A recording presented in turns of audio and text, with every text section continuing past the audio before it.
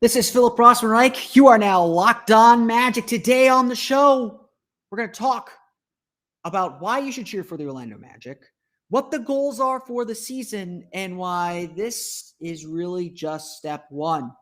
Welcome to the YouTube channel. Welcome to the Locked On Magic podcast for this week, the last week before we have full practices. Get excited. It's time for Locked On Magic.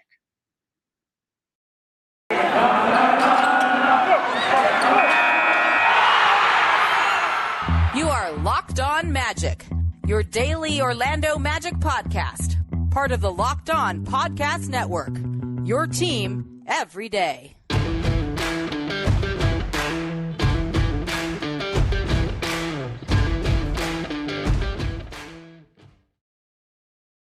Are indeed Locked On Magic. Today is September 20th, 2021. My name is Philip Rossman-Reich. I'm the expert and site editor over at OrlandoMagicDaily.com. Of course, follow me on Twitter at PhilipRR_OMD. Whether you're listening to the podcast through your normal devices, through your normal means, or checking out the YouTube channel for our maiden voyage, welcome to the Locked On Magic podcast. We're excited to get going here for the 2022 season, and there are tons of bells and whistles to go with it.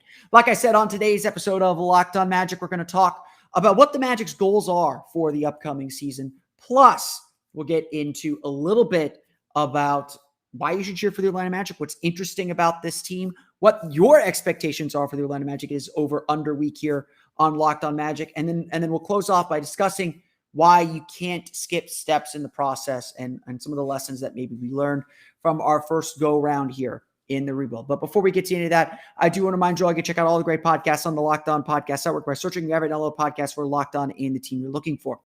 Just like this podcast here covering the Orlando Magic, this excruciating detail, this podcast covering every single team in the NBA with the same level of care and detail that you can only find from a local expert who knows their team best. If you want the lowdown on any of the other teams in the NBA, or check out some of our great NFL podcasts like Locked On Bucks, that's BUCS, not the other Bucks.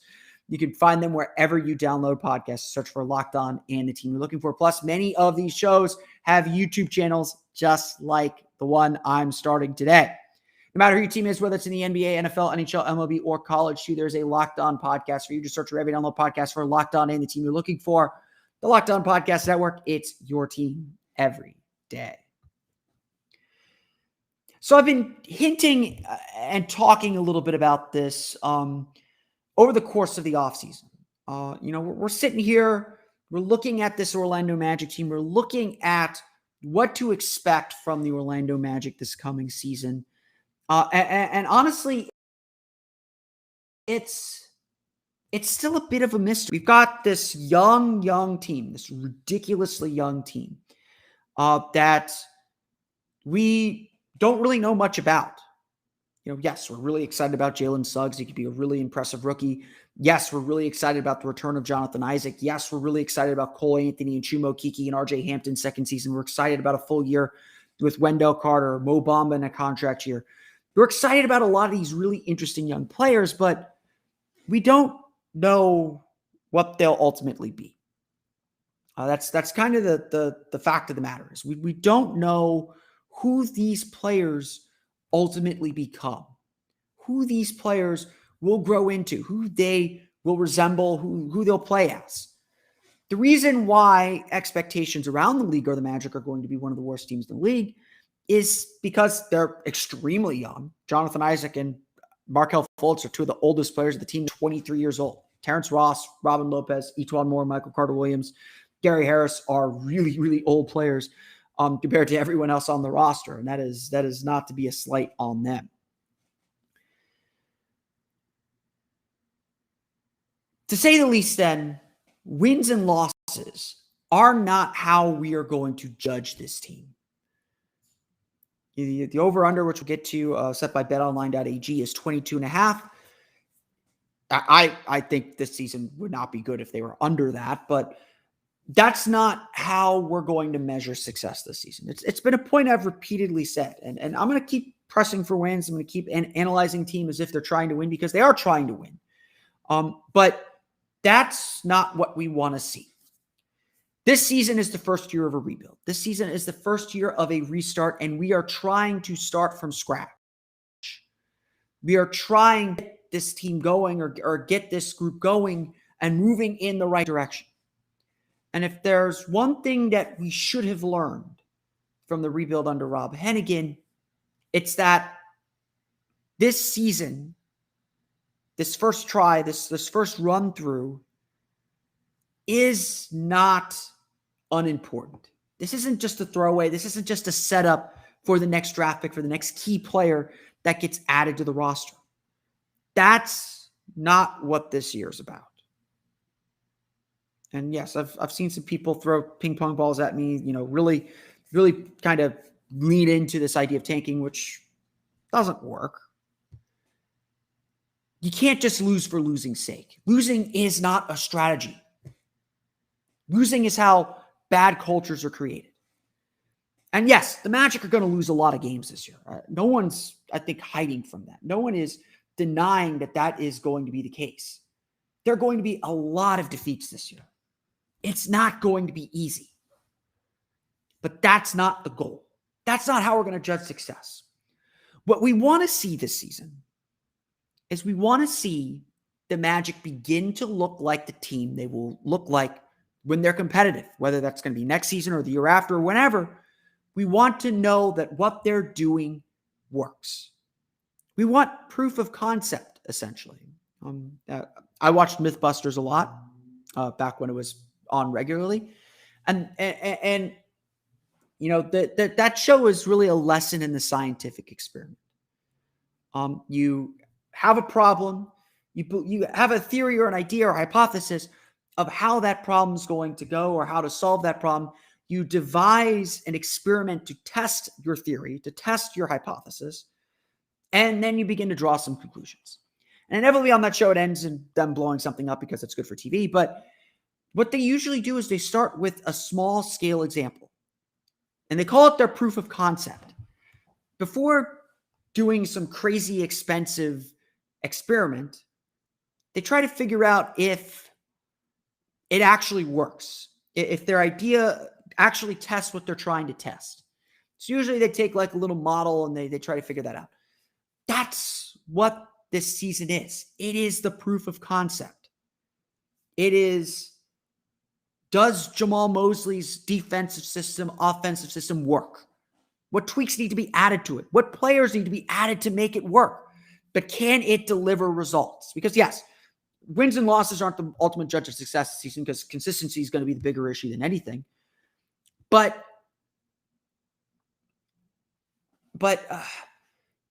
the Magic still need to find a way to say this team is taking that step forward, that next step forward, or taking steps forward.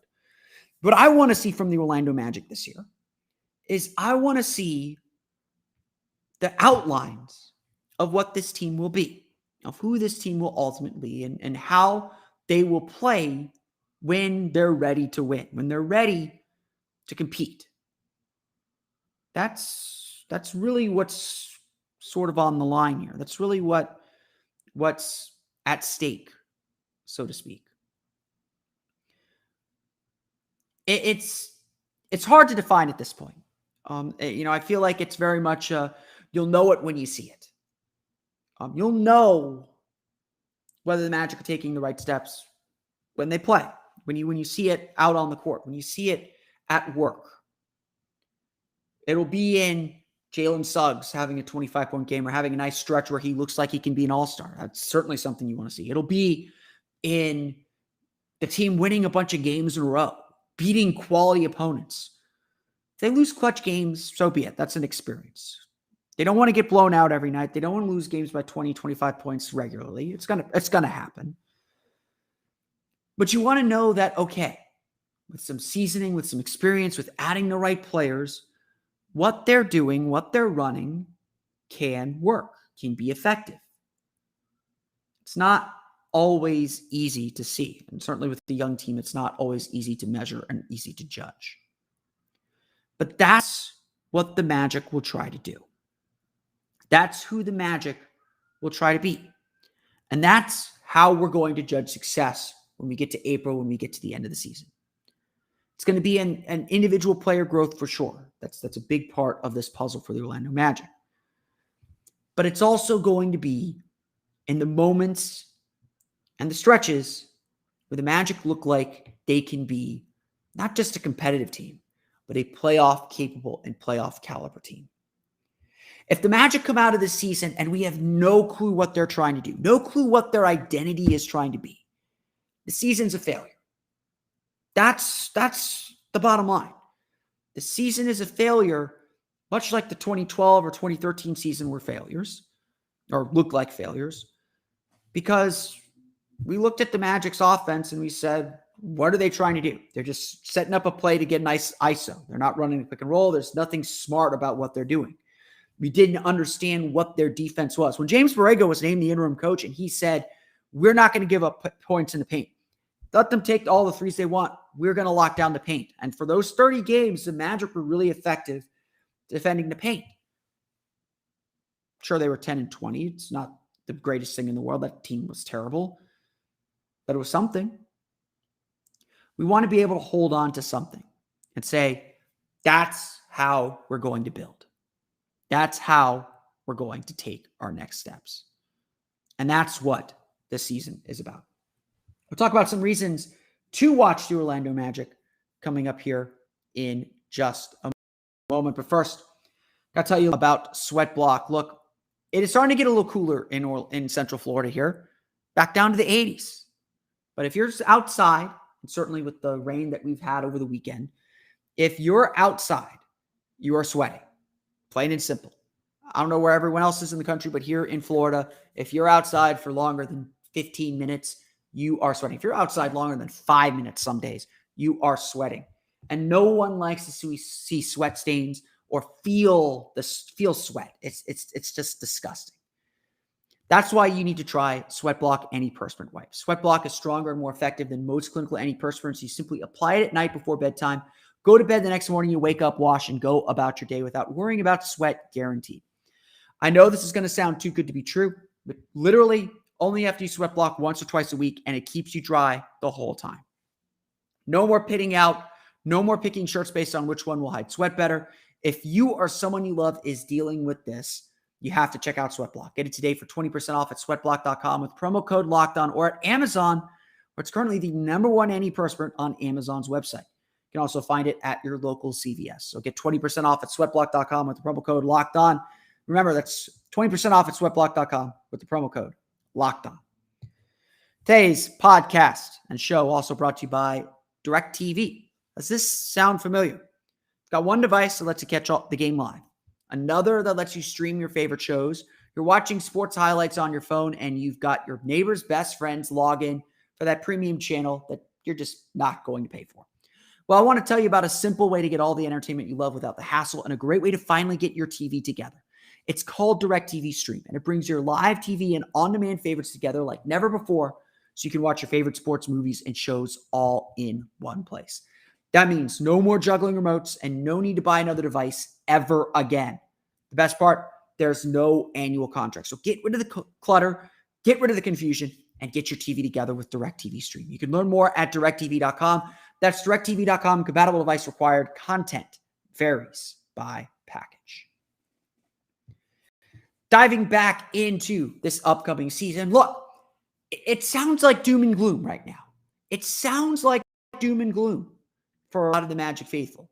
Whether you're a believer in this team and its potential, whether you're a little bit more moderate or realistic about what this team can accomplish, that's kind of where I put myself, or you're just pessimistic, this year is going to be daunting. It's going to be tough. There are going to be some very rough moments in the upcoming season. There's just no getting around that. All the Vegas odds, all the Vegas insiders say the same thing. Our pals at BetOnline.ag putting the Magic's over-under at 22.5. 22.5. It's not good. That is not good. I put this over-under. It is officially over-under week here in it's officially over-under week here on Locked On Magic. And I asked you the question. Keep it simple. Over-under.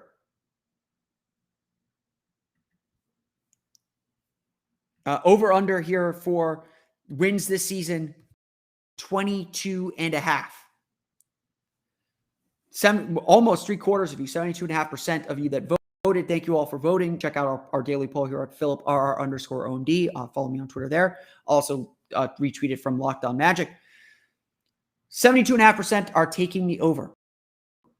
I too am taking the over. That is something that is definitely something that I would agree. I'm going to try some Inception here. Oh boy, there we go. Okay, I'm still figuring out the YouTube stuff. If you're watching this on YouTube, 72.5%. Actually, let's let me pull that up real fast. Let me pull this up real fast. 72.5% of you. Pulling it up on the screen here. There it is, I think. I'm not sure. 7% of you agree the Magic will hit that. I do too. I think the Magic are going to hit the over this season. I feel very, very, very confident about that. That the Magic are going to hit the over. Let me pull this up. I'm testing out the YouTube stuff, so if there's some bugs or hiccups here, I apologize. 72.5% of you, again, say the Magic will hit the over on this over-under. And I agree completely on that. I think that the Magic are going to be a lot better than people think. Obviously, super, super talented. No denying that.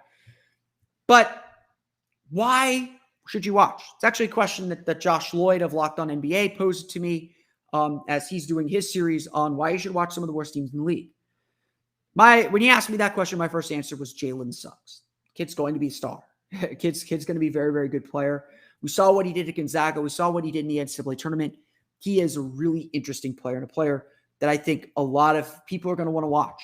I'm kind of surprised that the NBA did not give him at least one national TV game. Put him up against Cade. Put him up against Jalen Green. Put him up against Scotty Barnes. This guy is going to be electric, and I'm really, really excited about him. But I don't think it's just that. I don't think it's just the players on the roster. I don't think it's just, having Jonathan Isaac back. I think that's really exciting for Magic fans, and we know the potential that he brings to the team and the potential that he brings as well on the defensive end. But I would also say a big reason to watch this team is the style of play I think they're gonna use. This is not going to be the Steve Clifford Orlando Magic. This is not going to be a team that is plotting. It's bringing the ball slowly up the court. Is really not that they won't be fundamentally sound, but they're not going to kind of game the system. They're not going to play conservative. Steve Clifford said, as everyone said when the Magic hired Steve Clifford, you have to beat them. You're still going to have to beat the Magic, but it's going to be a different style of defense. I think the Magic will take more risks. I think they will be up into players. I think they'll play with a lot more defensive force, and I think they'll try and dictate their tempo. And again, the goal of the season is, does this work? Is this an identity? Is this something that the team can grow and build? Is this something that the team can continue to build as well? I think that's really at the core of what's exciting about this team. People have been asking the Magic to be a running team, to get out in transition, to make things happen. And I think that's what this Magic team is going to try and do. I think that's what this Magic team is going to try and be this season. It's obviously a bit difficult. Not the easiest thing in the world. Not the easiest thing as well. But I do think that the Magic are going to be a fun team to watch. There's going to be mistakes. There's going to be turnovers. There's going to be defensive lapses. There's going to be defensive assignments blown. There's going to be a lot of learning curve, and certainly the beginning of the season is going to be rough. But I think that this Magic team is going to play a really exciting style of play that's going to showcase a lot of these young players. And I think that's really all anyone can ask for. It is exciting. I think there is skepticism about a rebuild, and I think that skepticism is fair. I'm skeptical of rebuilds. I'm skeptical of starting over. I'm skeptical of this risk that the Magic took. But I understand why they took it, and I don't think it was necessarily the wrong, or it certainly was not an irrational decision. So the question then is, how do the Magic take that next step? Or how do the Magic kind of build off of that? There's no sure thing that this is going to work. But I do think this is a point and a time for optimism. However, rebuilds are very, very, very, very, very, very, very, very, very tricky. And while I think this team will be fun and young and exciting, and their ceiling is certainly higher than it was before, the floor is also much, much lower. And that's going to be the trick. And rebuilds are very, very tricky, as I said. And that's why I think it's important to look at successful rebuilds to understand what made them work and the models that you have to follow to get there. Talk a little bit about that coming up here in just a moment. But first, quick word from our pals at Sleeper. In 2018, the fantasy sports experts at Sleeper realized that fantasy basketball was broken. Games were being won and lost based on whose players had more scheduled games that week. I know I stopped playing kind of weekly fantasy because of our kind of those regular rotisserie leagues. I'm in a super intense fantasy league. I made the playoffs second time in 3 years. Won a playoff series again. I can't get past the second round, but that's not what this is about. It makes no sense to play those week to week head-to-head fantasy games. Required very little strategy. It's just whether you're paying attention, whether you're putting the right guys in, so on and so forth. So in 2020, Sleeper released a brand new way of playing fantasy basketball. It's called Game Pick, and it's only available on Sleeper. In Game Pick, owners pick a single game per week for each starter to count towards their team's total score, ensuring an even number of games played between opponents. The days of losing because your opponent's players simply had more scheduled games to play that week are over. The days of mindless busy work are over. The days of giving up halfway through the season because of that busy work, also over. In Game Picks, you pick one game per week for each player based on player matchups, home versus away, opponent's defensive ranking, pace of play, and more. All of that adds up to more strategy, less busy work, and a much more rewarding fantasy basketball experience. Whether you prefer redraft, keeper, or dynasty, Game Picks has you covered. Sleeper cracked the fantasy basketball code. If you love fantasy football, if you prefer building out a weekly strategy versus daily busy work, you're going to love Game Picks. Download the Sleeper app and start a league with your friends today. You will not be disappointed. This is a one-of-a-kind. Game Pick is the most strategic fantasy basketball experience in the industry. Go check it out. Download the Sleeper app and start a Game Picks league today.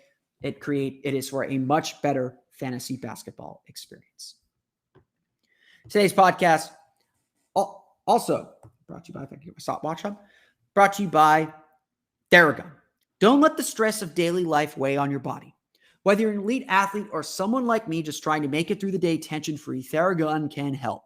Theragun is the handheld percussive therapy device that releases your deepest muscle tension using a scientifically calibrated combo of depth, speed, and power.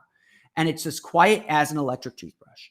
The Gen 4 Theragun doesn't just feel good, it gets to the source of pain by releasing tension, using Theragun's signature percussive therapy, which goes 60% deeper than vibration alone. Whether you want to treat your muscle tension from working out, an injury, or just the stresses of everyday life, there is no substitute for the Theragun Gen 4. The OLED screen and design make you feel like you're holding something from the future. Just go to their site and check it out. And the Theragun app learns from your behaviors and suggests guided routines.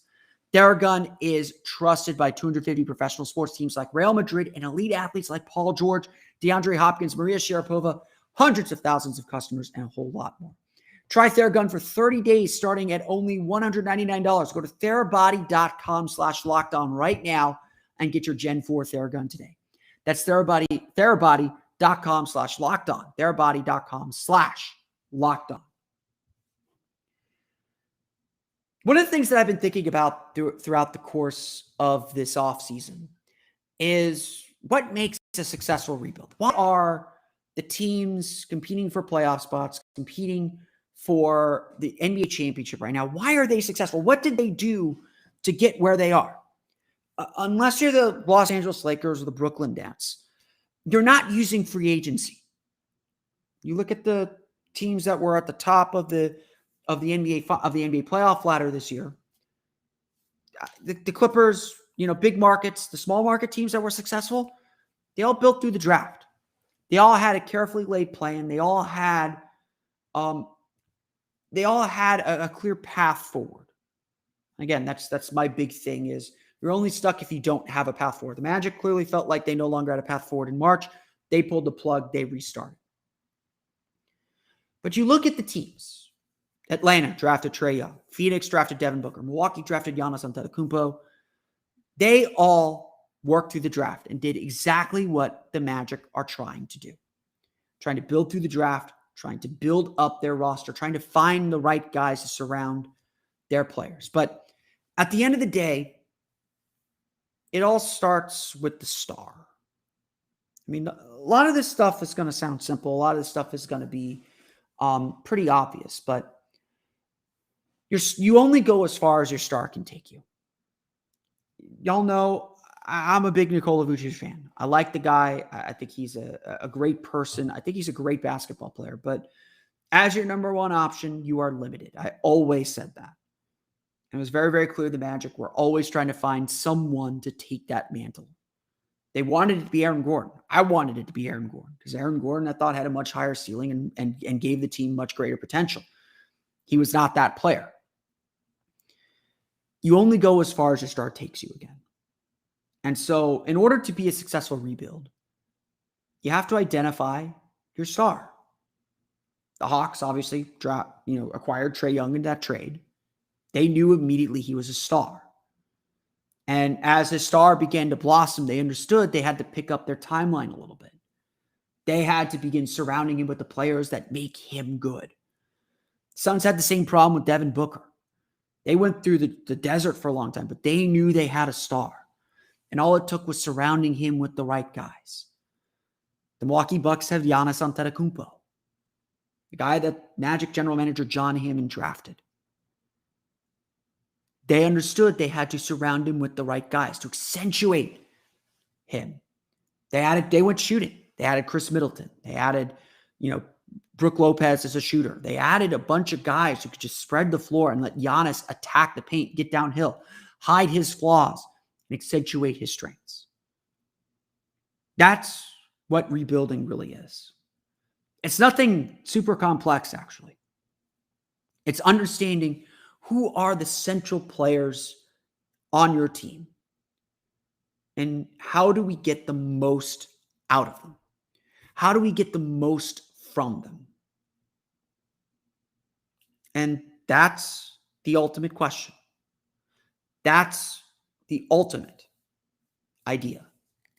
And that's the ultimate thing that every team has to accomplish in a rebuild. Why do I think the Milwaukee Bucks are the model for rebuild? It's not just because they just won the championship. It's because they identified Giannis Antetokounmpo as their star. And they figured out there, they decided, we have to build a team that makes and gets the most out of him. That was not easy for them to do. That's not easy for any team to do. The Philadelphia 76ers are having that same issue right now with Joel Embiid. How do we get the most out of him? And the question, of course, they're asking is Ben Simmons the most out of him? With Giannis, Milwaukee let him play, let him grow, let him develop. Once they understood how good he really was, they decided we need to let him act like a center, go 5 out, give him the lane. They brought in a coach in Mike Budenholzer, who was a master at creating space with the Atlanta Hawks. And slowly but surely, Milwaukee tweaked and tinkered and added talent. Of course, talent is ultimately what matters. Added talent and got the team where it needed to be.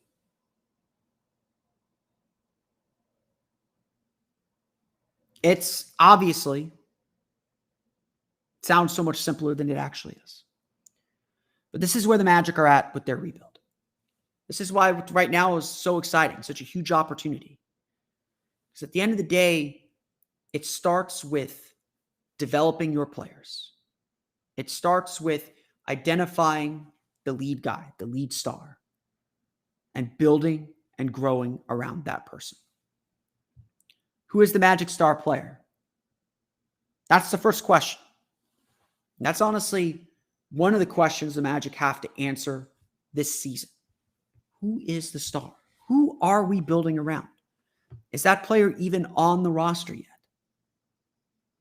You can't go forward. You can't skip steps. You can't think about anything else until that question is answered, to be perfectly honest. It's a question that Rob Hennigan and his team struggled to answer. Who was the star of that team? Who were they building around? Or were they just collecting talent? Collecting talent doesn't work. You need to pick a star and accentuate that star. Cover that star's flaws and weaknesses. Put that star in the best position to lead your team to a win and to ultimately to a championship. A lot easier said than done, obviously. But here we are at step one of this process. Find your star. Then you can really start building and growing. I want to thank you all again for listening to today's episode of Locked On Magic. You, of course, follow us on Twitter at Locked On Magic. Subscribe to the podcast on Apple Podcasts, Stitcher, TuneIn, Himalaya, Google Play, Spotify, Odyssey, and all the places to download podcasts to your podcast-enabled listening device. We are now streaming our podcast on YouTube. That does give us a few different things that we can do. I will go ahead and plan on doing a more live show. I do tend to record these a little bit later on at night. So you can now watch the podcast as well on YouTube every single day. Just search for Locked On Magic. I'll be sharing links as well on the Locked On Magic Twitter page at Locked On Magic, and as well as my Twitter page at PhilipR_MD. I'm going to go ahead and plan on recording my podcast on, let's say, on Wednesday and Thursday. Let's just do both. I'll plan on recording both of those sometime around 8 o'clock. I will post links, so you should be able to interact and comment on the show live. That's part of the app that I'm using to record these to YouTube. So be sure to join the show as well. We'll try and get a little bit more interactivity on these as well. We'll make plans for post-game pods a little bit later on too. But that's going to do it for me. I want to thank you all again for listening to today's episode of Locked On Magic. Be sure to also check out the Locked On Bets podcast, betting on the NBA. Doesn't have to be a guessing game if you listen to the new Locked On Bets podcast, hosted by Boy Q and handicapping expert Lee Sterling. Get daily picks, blowout specials, wrong team favorite picks, and Lee Sterling's lock of the day. Follow the Locked On Bets podcast, brought to you by BetOnline.ag, wherever you get podcasts. Again, that's it for me today. I want to thank you all again for joining me on today's episode of Locked On Magic, whether you're joining on your podcast device or on YouTube. Thanks for going through this initial experiment with me. I do appreciate it. You'll get the podcast wherever you normally download podcasts. Just one more way to get things going. I know there's some technical hiccups. I know there's a light right behind me that looks terrible. I'm going to try recording from a different spot tomorrow. But I want to get my standings board in, my beautiful standings board right here. We'll work out all these kinks coming up here in the next few days. But officially 1 week away from media day, officially 1 week away from the beginning of training camp. We're very, very, very excited, as you can tell. But until next time, for Orlando Magic Daily and Locked On Magic, this has been Philip Rossman-Reich. We'll see you all again for another episode of Locked On Magic.